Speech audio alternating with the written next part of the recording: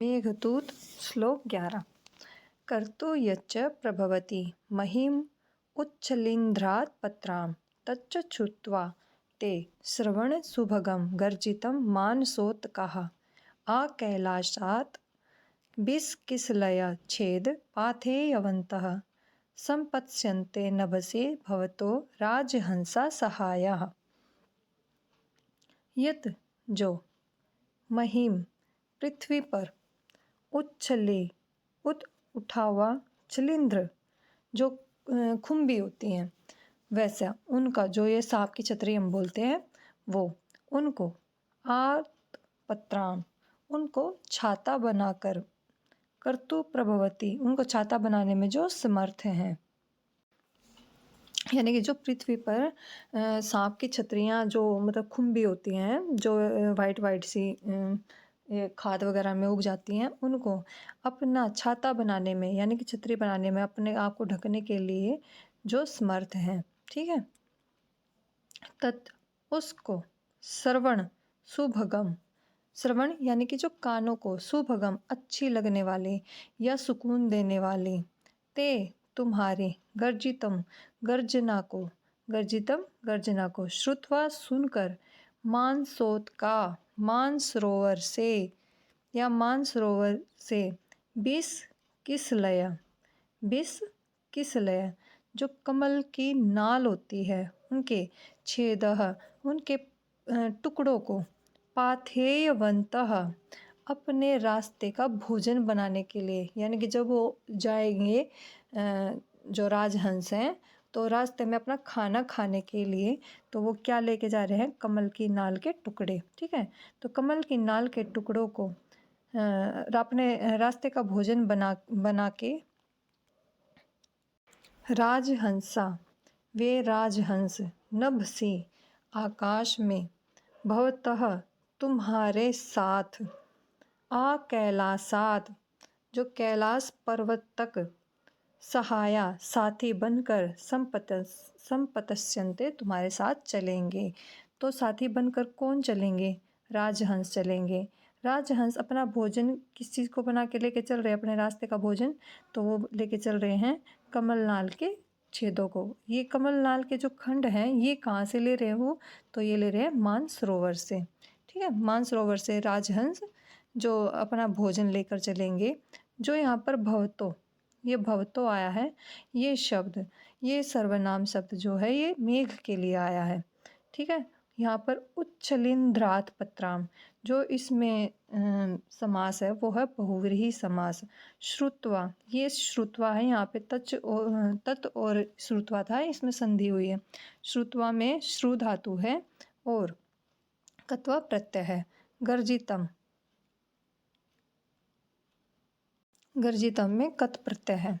कर्तुम में तुमुन प्रत्यय है और क्री धातु है। नभसी शब्द में जो नभसी शब्द है ये इसमें नभस जो है नपुंसकलिंग जो शब्द है ये और सप्तमी का एक वचन है। मेघदूत श्लोक 12। आपृच्छस्व प्रिय सखमम अमुम तुंगम आलिंग्य शैलम वंदे पुंसां रघुपते पदैरंकितं मेखलासु काले काले भवतो यश संयोगं मेत्य स्नेहव्यक्तिश्चिरविरहजं मुञ्चतो बाष्पम् उष्णम्। वंदे पुंसां वंदे जो लोगों के लिए वंदे पूजनीय है जो लोगों के लिए पूजनीय है। रघुपति राम जो लोगों के लिए पूजनीय है वो राम उनके पदई पैरों के द्वारा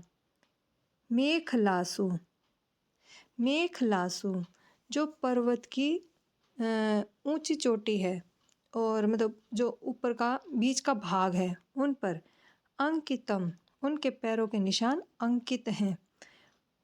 उस तुंगम ऊंचे प्रिय सखम अमुम इस प्रिय सखम अपने प्रिय मित्र शैलम रामगिरी पर्वत को आलिंग्य गले लग कर। जो सैलम है यानी कि रामगिरी पर्वत है, वो इसका प्रिय सखा है। किसका? मेघ का। तो उसके आलिंग्य उसके गले लग कर आपृच्छस्व आगे जाने की यानी कि विदा लेना, आगे बढ़ने की अनुमति लेना, उससे मिले बिना मत जाना। काले काले जो प्रत्येक वसंत ऋतु में यानी कि जब भी तुम आते हो उस समय, भवतः तुम्हारे आने से, तुम्हारे आने से, संयोगमित तुमसे मिलकर, यस्य जिसका, काले काले प्रत्येक काल में यानी कि हर बार जब भी तुम आते हो, तो भवतः संयोगम इत्य, भवतः तुमसे संयोगम इत्य मिलकर, यस्य जिसका, चिरम विरहज यानी कि जब तुम आते हो, अगर देर से आते हो तो उस समय चिरम विरहजम तुम्हारे देर से आने के कारण, विरहजम उस दुख से यानी कि उस विरह से, वाष्पम उष्णम, उष्णम वाष्पम, उष्णम यानी कि गरम गरम, वाष्पम जो अश्रु हैं, अपने अश्रुओं को मुंचतो बहाता हुआ, स्नेह व्यक्ति जो व्यक्ति के लिए जो स्नेह है उसको भवती दिखाता है। यानी कि जब तुम आते हो, तुम्हें आने में देरी हो जाती है, तो तुमसे देर से मिलने के कारण वो आंखों में आंसू बहाकर अपने प्यार को तुम्हारे लिए दिखाता है। तो अपने इस मित्र से तुम अब गले लगकर और जाने की अनुमति लेकर ही जाना, ऐसे उससे मिले बिना मत जाना। जो आपृच्छस्व है इसमें है लोट लकार, ठीक है। और एत्य और वंदेई और आलिंग्य इनमें ल्यप प्रत्यय है। मुंचतः इसमें सत्री प्रत्यय है। मेघदूत श्लोक 13। मार्गम तावत् शृणु कथयत् त्वत्प्रयाणानुरूपं संदेशं मे तदनु जलद श्रोष्यसि श्रोत्रपेयं खिन्न खिन्न शिखरिषु पदं नयस्यस्य गन्तासि यत्र क्षीणः क्षीणः परिलघुपया श्रोतसां चौपभुज्य। जलद हे मेघ, तवत प्रियाणा तुम्हारी यात्रा के अनुरूप जो अनुकूल है, मार्गम उस मार्ग को या उस रास्ते को, तावत अब कथयत कहता हूँ, श्रृणु सुनो। हे मेघ, तुम्हारे जाने का जो मार्ग है, यात्रा का जो मार्ग है, उसके अनुकूल जो मार्ग है वह मैं तुम्हें कहता हूँ, अब सुनो। खिन्न खिन्न जब तुम थक कर, क्षीण क्षीणः कमजोर होकर, शिखिरीषु पर्वतों पर, पदम नयसस्य पैरों को रख कर, परिलघु पय स्रोतसाम स्रोतसाम नदियों के, परिलघु हल्के पय जल को, उपभुज्य पीकर, गंतासी आगे बढ़ोगे, तदनु उसके बाद, श्रोत्रपेयम जो कानों को अच्छा लगे, जो कानों के लिए पीने योग्य हो, मैं मेरे संदेशम संदेश को श्रोष्यसि सुनोगे।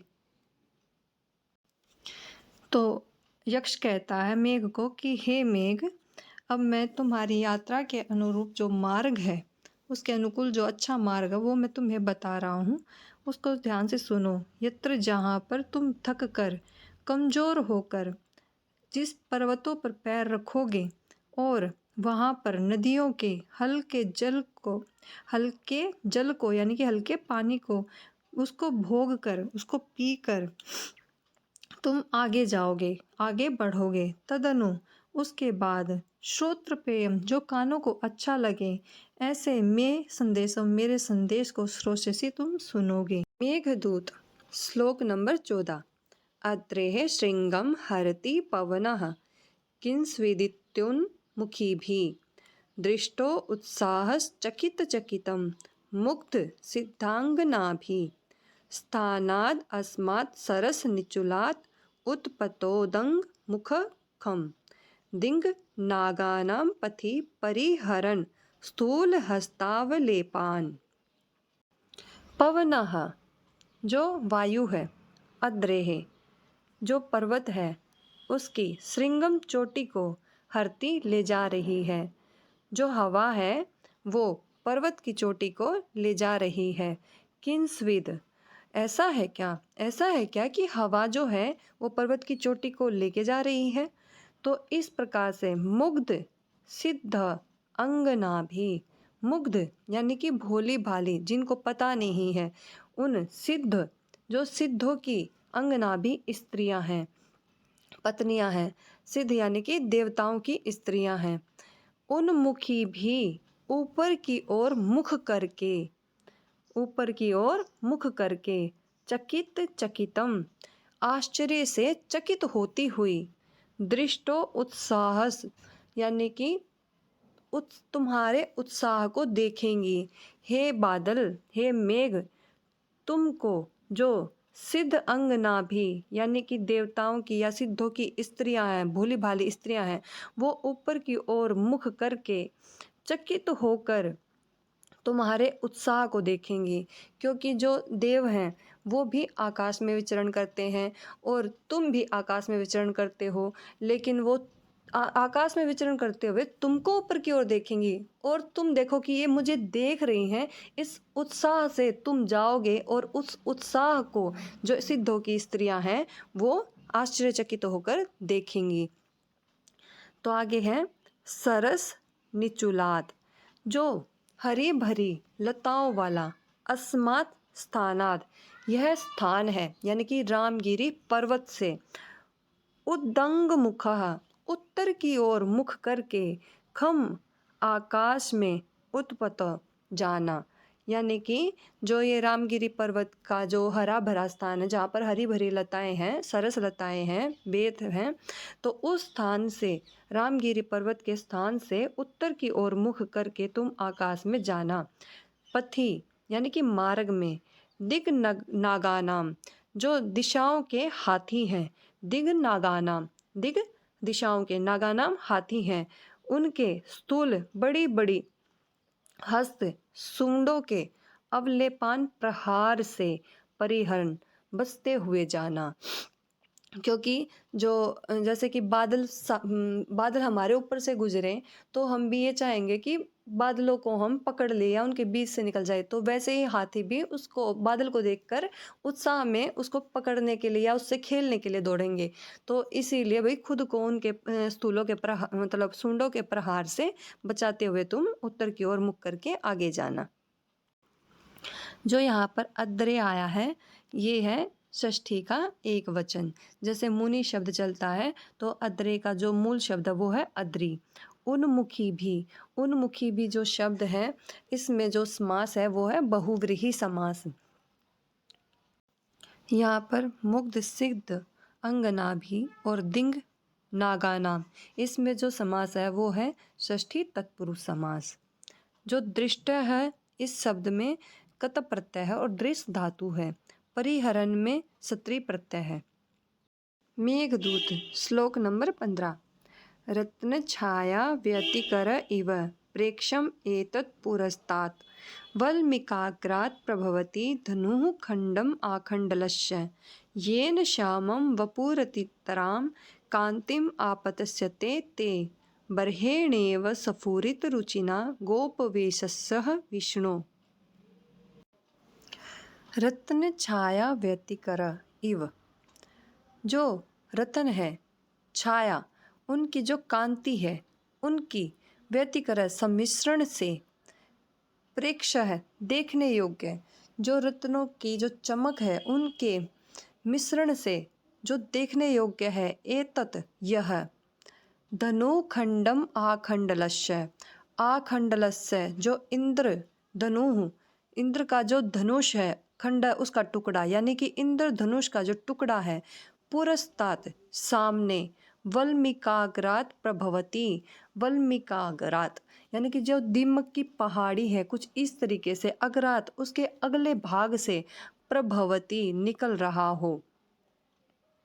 जो रत्नों की कांति के मिश्रण से देखने योग्य यह इंद्रधनुष का टुकड़ा सामने से पहाड़ी की चोटी से, जैसे पहाड़ी के अगले भाग से निकल रहा हो।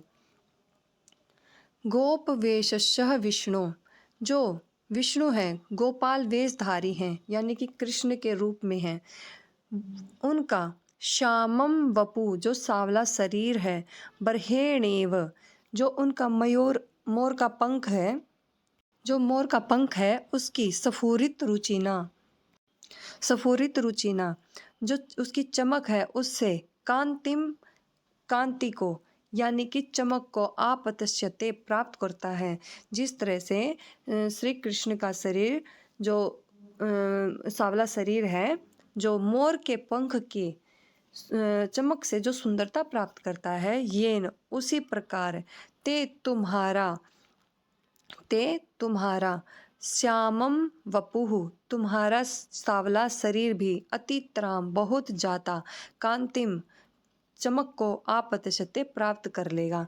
कैसे प्राप्त कर लेगा कि रत्न छाया, जो रत्न की कांति से सम्मिश्रित, जो देखने लायक है, धनु खंडम आखंडलस्य, जो इंद्रधनुष है, जो उसके समान, जब तुम उसमें से निकलोगे तो तुम्हारा भी जो सांवला शरीर है, हे मेघ, तुम्हारा सांवला शरीर भी क्या है, चमक उठेगा। इस श्लोक में उत्प्रेक्षा अलंकार है। गोप वेशस्य विष्णु, इसमें दोनों में षष्ठी है। बर्हेणेव स्फुरित रुचिना, इन दोनों में तृतीया है। और जो स्फुरित रुचिना है वो बर्हेणेव का विशेषण है। यहाँ पर कांतिम अतित्राम, यहाँ द्वितीया विभक्ति है। और श्यामम, इसमें भी।